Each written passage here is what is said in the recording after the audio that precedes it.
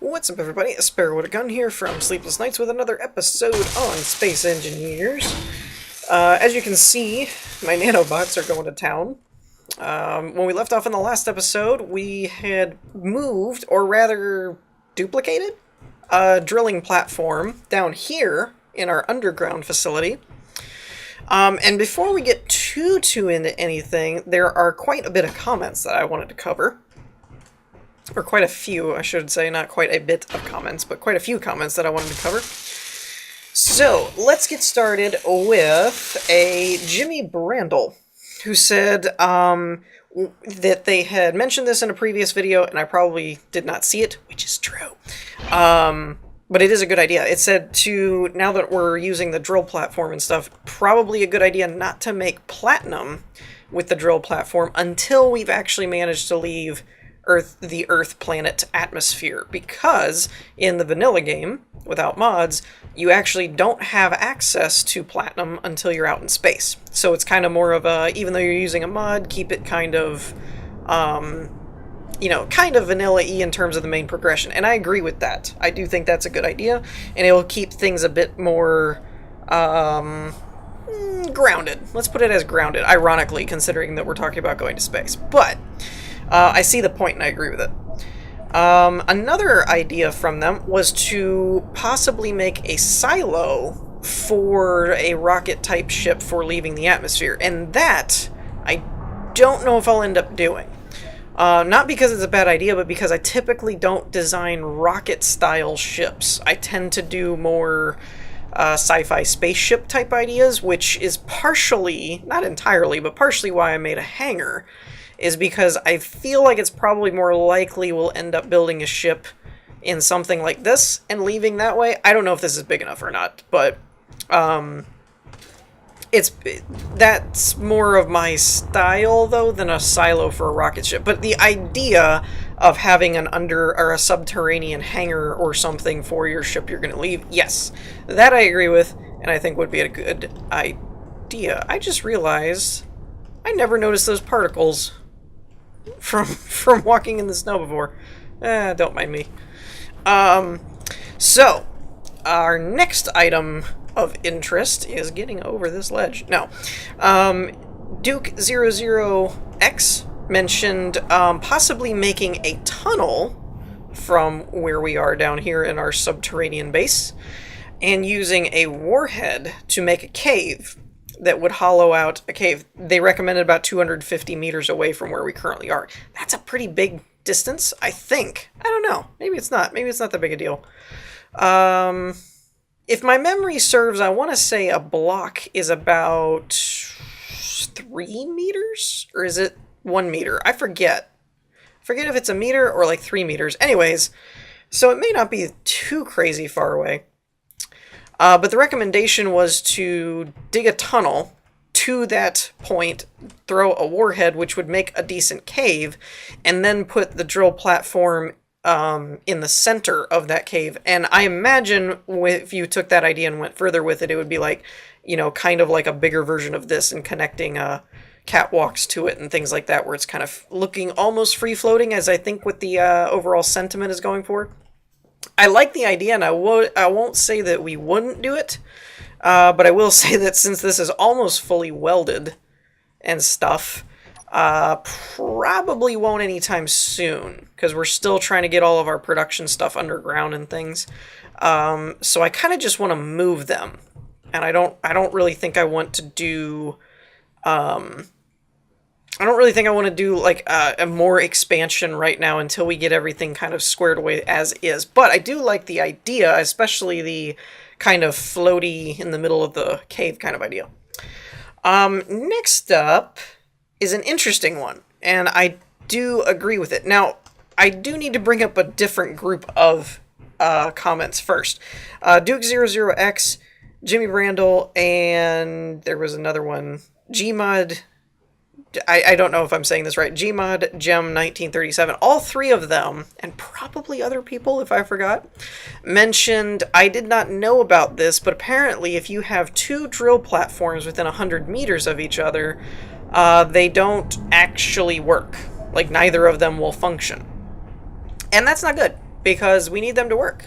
I need them to be put to work. Now, TKN Alderon for F7, that is quite the mouthful of a name, I gotta say. Though I mean, my username is a sparrow with a gun, so I can't really rag on anyone's name. Mentioned to paint one of the drill platforms, particularly this one up here, in that pink color for the grinder, so the nanobots will basically tear it down. And that's not a bad idea, because they were saying that it would basically pick up all of its gravel and stuff. The part I'm not sure about is I don't think it can contain it. It's 120,000 liters of volume, but the drill platforms can hold 1 million. So that's the only thing, is I don't know what'll happen if I were to paint that and it broke it down. I don't know what would happen to its contents. And that's kind of the bigger issue at hand, is like, I don't want all the gravel to just dump and just crash my game or something, because you have like 1 billion gravel packets fall on the ground or something. If that's not how it works, that's fine, and we may do a quick save before we try that, because it's not a bad idea if it would work. But we'll save it before we try it just to make sure. Alright, so the next one is with, this actually comes back to the pink color that I just brought up, is 2Panzer mentioned that they were actually joking about the difference between the 313 and 323 color picker thingy. I didn't really know what they were getting at. Again, I was thinking that when people were mentioning all these different color codes, that there might have been secret, specific codes that you could use to access textures or something. Blech, can't talk today. So apparently that was just kind of a joke, because I've done it before. Some of you have seen me do it before, where, you know, you're trying to get to a certain color, and it's like, nope, it's right there. So that's what they were kind of talking about, was that, you know, they always seem to get on 323 instead of 313, was apparently the idea.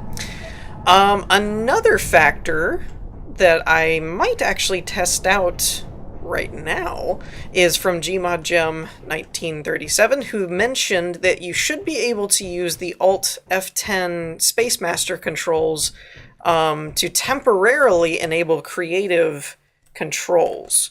So we can go into Space Master here, and this, I guess, is what they're referring to, which says enables Master to copy, paste ships, station, spawn objects, spectate, and teleport.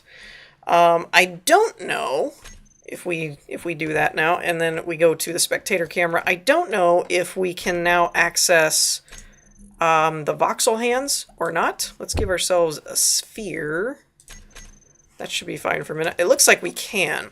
So what I'm going to test this on, because I definitely want to test this and make sure it works, is this part up here, which I had said for a long time I wanted to patch up. Now, can I do the Shift P thing? It's not letting me do that. I don't know how to pick a different kind of terrain. That's the only problem with this.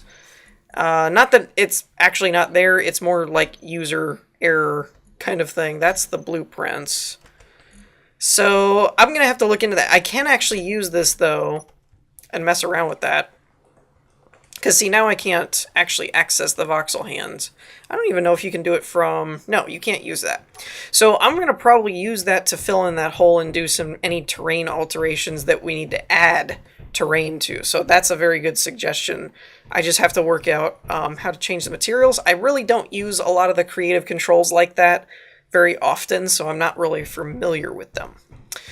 Okay, so last couple ones we had to cover is David Schaefer mentioned to add the nanobots to the drone, the driller drone, and basically break it down, and we wouldn't have to haul it. Now, I'm not entirely sure how that would work. If that means basically build a smaller grid version onto the drone and have it just basically tear itself apart, or if that means like fly it back to the range within this nanobot thing and have it tear it down. I'm not really sure what that meant, but I'm thinking it meant kind of fly it back within range, because otherwise you'd have to carry all of its stuff back, which seems kind of redundant or not useful type thing. But that does lead into their next part, which was, do you actually need the drone at this point with the nanobots? That is a good question, because when I first made the driller thing, we didn't have the nanobots. So I think technically no, other than terrain.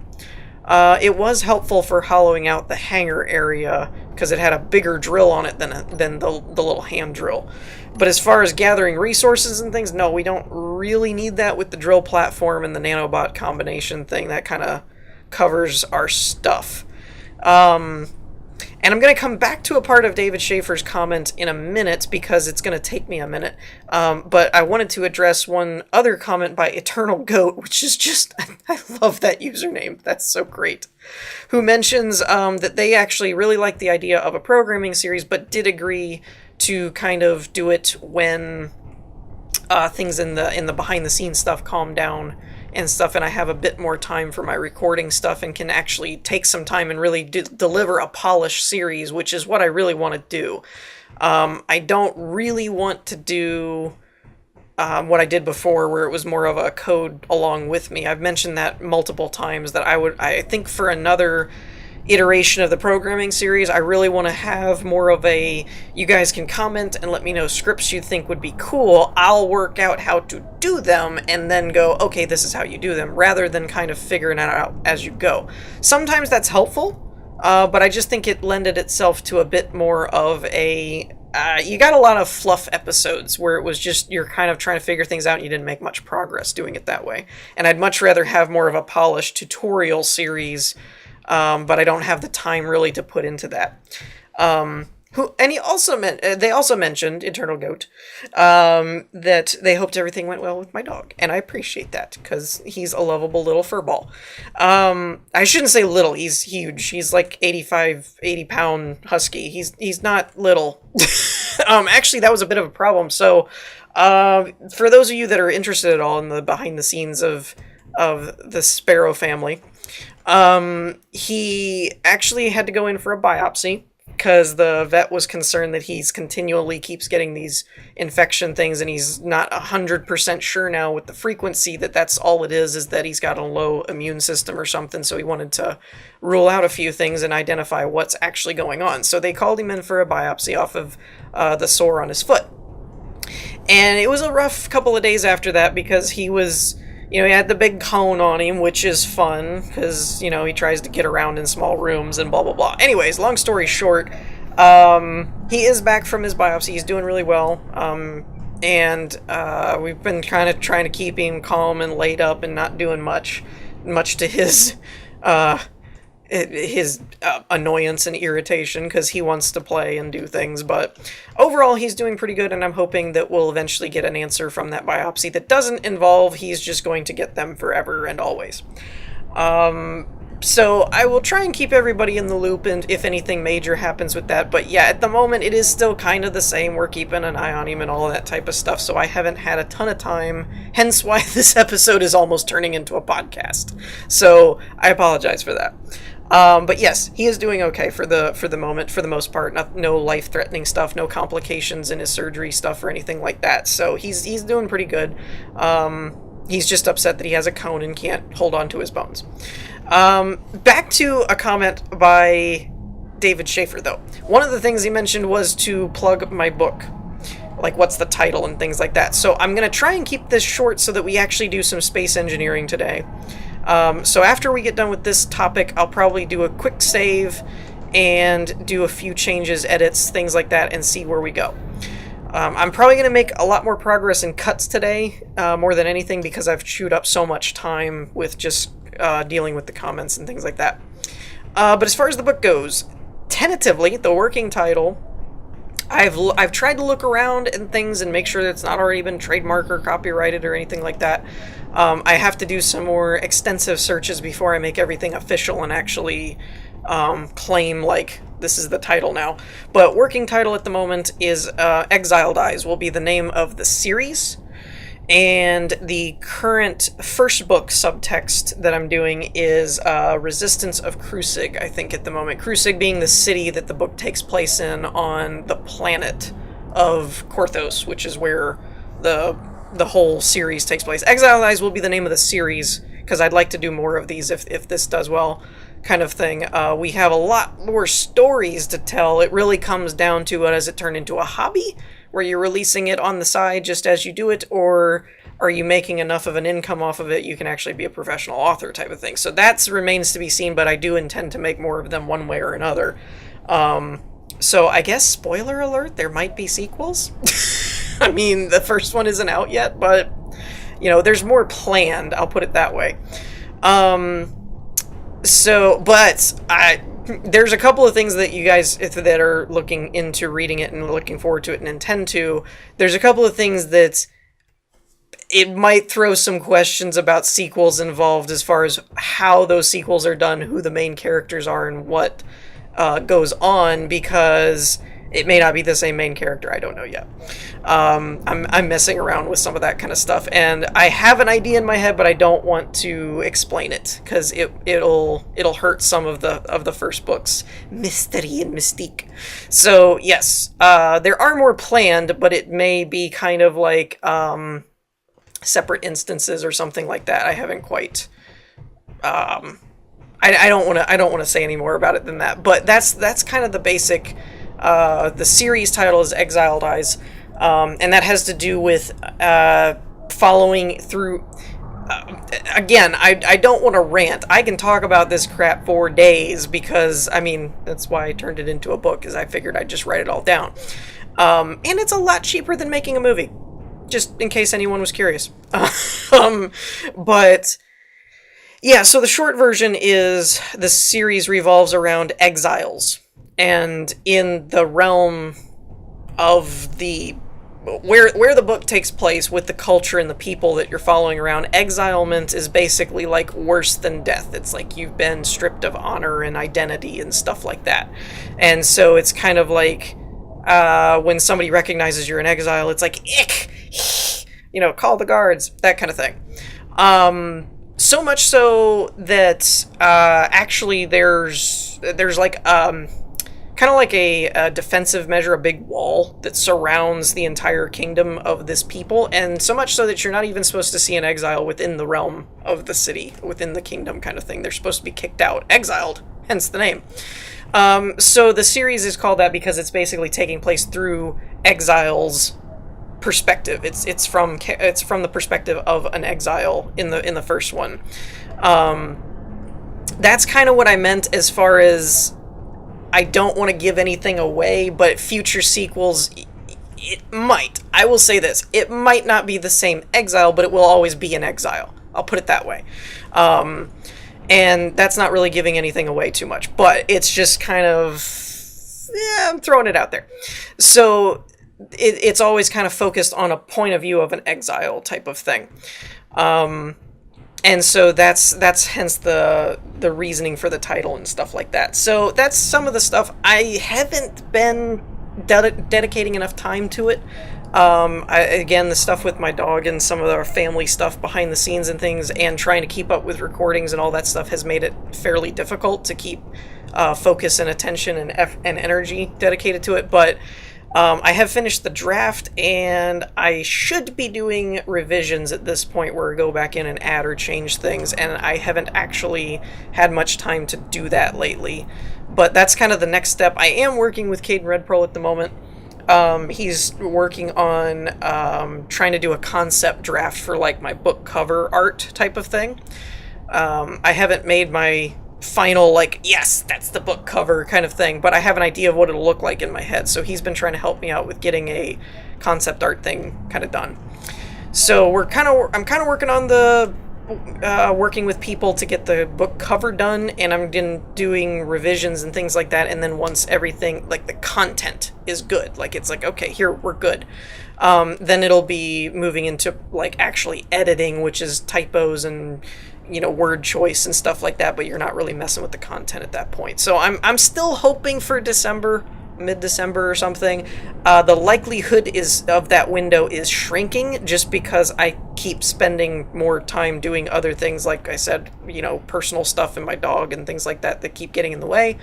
So I don't know if I have enough time to get all the things and all the stuff done in that time frame, but I'm still hoping to. It's not doable at this point, so I'm hoping for that. Alright, so I have babbled on long enough. Good lord. Normally I don't take that long with the comments, but I had a lot to cover, and I wanted to talk about a couple of those things. They were bigger topics. So, let me do a save point, and I'm going to mess around with some stuff and come back when I made some changes.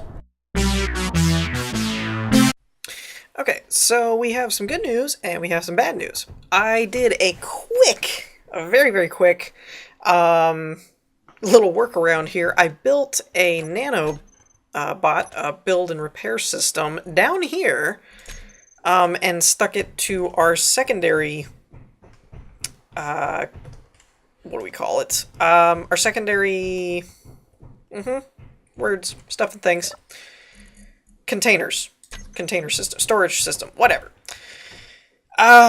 So, what I think I'm going to do, let me make sure, okay, I don't have that much on my inventory right now. What I think I'm going to do is start placing these. Oh, I don't have my grinder on me. I need that.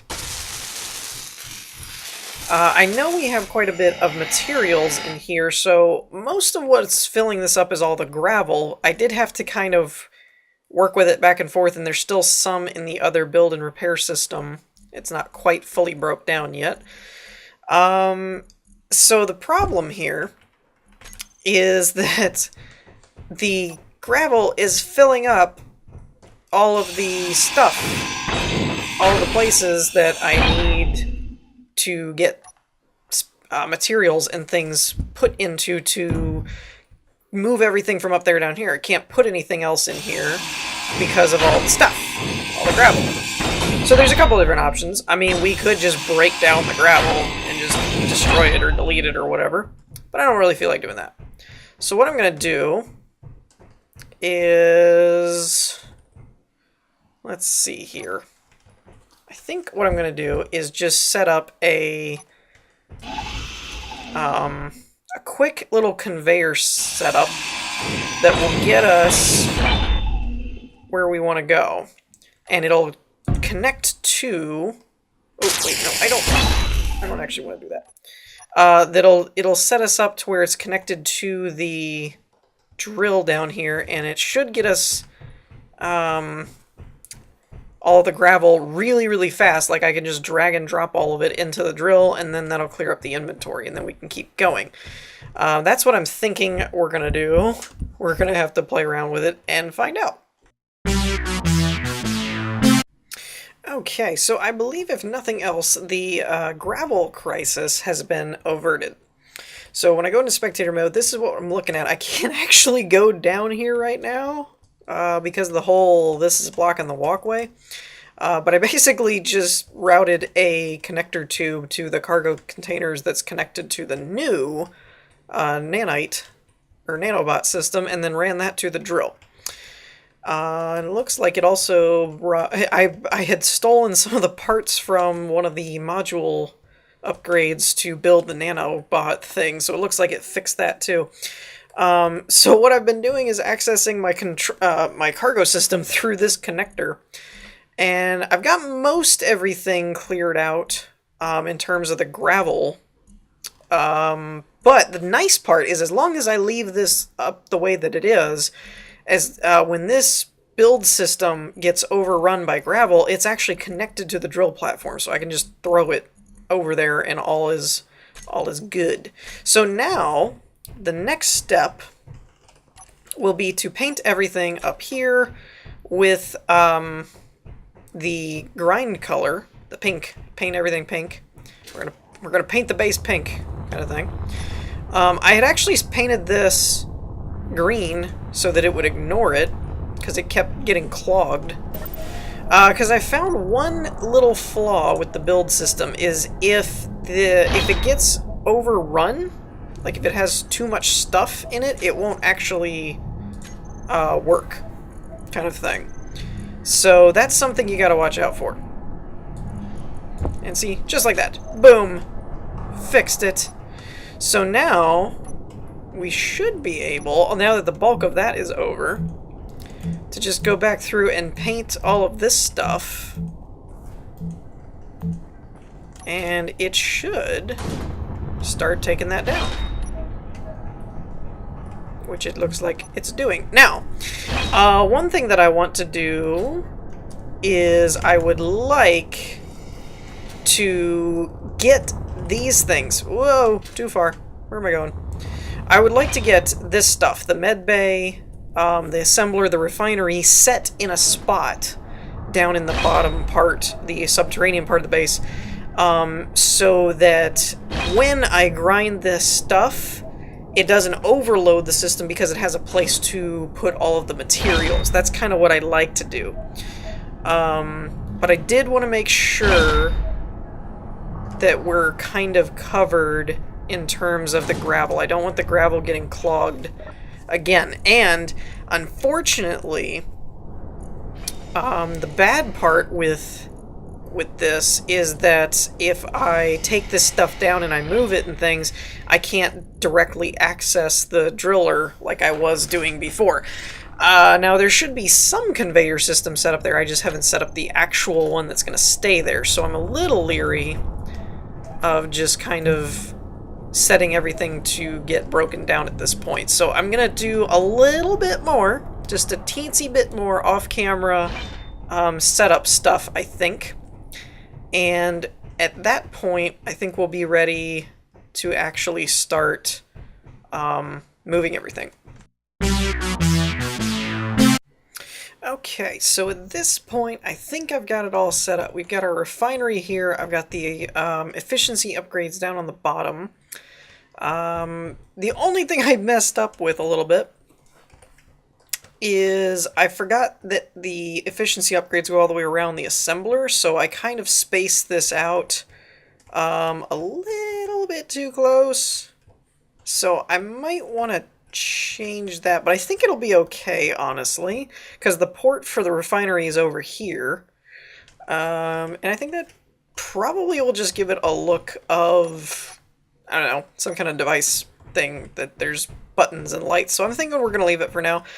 I do have it set up where they're painted green so it ignores the stuff, so what I'm going to do is just Control-Shift-Click and just paint all of that, which should get to like the conveyor and stuff back there, and it should start. Yeah, there we go. Now, I haven't run connections over here. I don't really know how I'm going to do that yet. I'm going to go ahead and place those two blocks back for now, and the last step is while this is breaking everything down, I also want to paint all of this up here in the grind color, and that should not only grind up these parts, but it should also bring their inventories down to the and actually I don't even think that one's running, so we're gonna paint that one too. But yeah, it should, the bigger thing is that it should actually bring the inventories down there in one fell swoop. So that should work out pretty nicely. Now, the one thing I forgot is I did not move the medical room, which I kind of need to do at some point. Oh, and that's the other thing. I found this to be a useful tactic, too. When you get something like that, I made a little group thing so I can just grab it. But setting it to fly mode, I thought I changed it back, actually, so that it will eventually grab this loose part here as well. So that's pretty cool.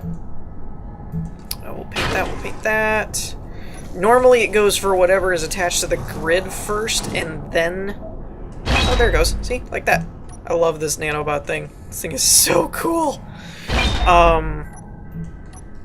It so beats hand drilling any day. So yeah, I'm still, while it's breaking all this stuff down and moving it downstairs, we're gonna go take a peek on the progress and see how it's doing. Like I said, the one part that I'm not sure about is the conveyor system. I might do a little bit of cheatery with the conveyor system, because I would actually like it running under this steel catwalk type stuff. Okay, so it's not quite done with the assembler on the inside, but the efficiency upgrades are done. Let's go into spectator for a second here, just make sure the back is covered. Yep, it got the conveyor. And it's got the upgrade modules and all that squared away. I do love this nano mod. This thing is so cool. But yeah, we could move this back one if we wanted to, if we find this is like in the way or something, but I think it kind of looks cool and it connects everything up. Now we do have a couple ports. I'm kind of thinking of doing like a connector that goes down like this and then at some point meets up with the drill but also has a junction point, or maybe I might do another one like this off to the side as well. Actually, you know what? I'm going to start that for now. Let's just put one there, and we're going to put one here. And that'll eventually be kind of like the connection points that go down under this and then through here. The reason I said I might use some cheatery is because I really don't want to disturb the ground. I like how dense the rock is here, and I'm afraid if I go digging a tunnel under this, it's gonna mess with some of this density. So I may end up enabling the creative commands in the spectator mode, and then like just flying under here and kind of putting like two down and just running it along under here or something and then connecting it back up. Now, it would also require some tomfoolery, but I could also put a like a conveyor block, like the junction. I could put a block here and run a line. Oh, actually, that would work out perfectly. Again, I might have to use some creative tools to get it done. Actually, if I had planned ahead a bit more, I wouldn't. And I might end up just repainting some of these so that breaks the blocks down or something and just rebuilding it. And it might give me a chance to move it over as well, so we may end up doing that. But the short version, for those of you that may not have made the connection there, is we'll put a junction box there and basically go straight back and then put a junction box here. And that will actually tie this system into this one over here. And it'll connect to the drill and all that stuff as well. So I think that's the best options. But let me know if you guys come up with a cooler way, or if you know of a way in-game to do stuff without breaking the underground stuff and things like that. I just think it's the only way to get to the blocks. That's the only problem, is I don't know how else to get to the blocks at this point. So, yeah, I love that, though. Look at that. It's already done. It's great. I'm just going to fill this back in for now. Oh, that's not cool. Everything hung up for a second there. Stop that. I'm going to paint that so that it gets rid of that. And then once it's done with that, I'm going to put a block under there, I think. And then we've got basically just a platform that we can do with whatever. And I might... I haven't decided what to do with the hydrogen tank yet. I might leave it, I might move it. I'm not really sure, to be quite honest. Because I could just expand this platform a little bit and do kind of like what we were doing down there, is make a little elbow kind of shape and point it down like this and have it go down and just basically drop it down to a connection point down there is one of the options we could do for the hydrogen tank. We could move the tank and dig that out and make that kind of our next area kind of thing.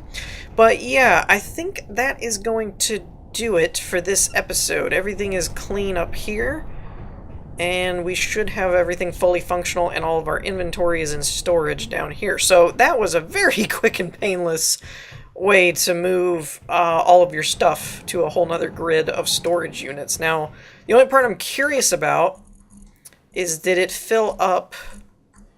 Oh, it put everything in a connector? That's funny. So we have drill platform. Okay, so the oxygen generator, the assembler, they don't have any stuff in them yet.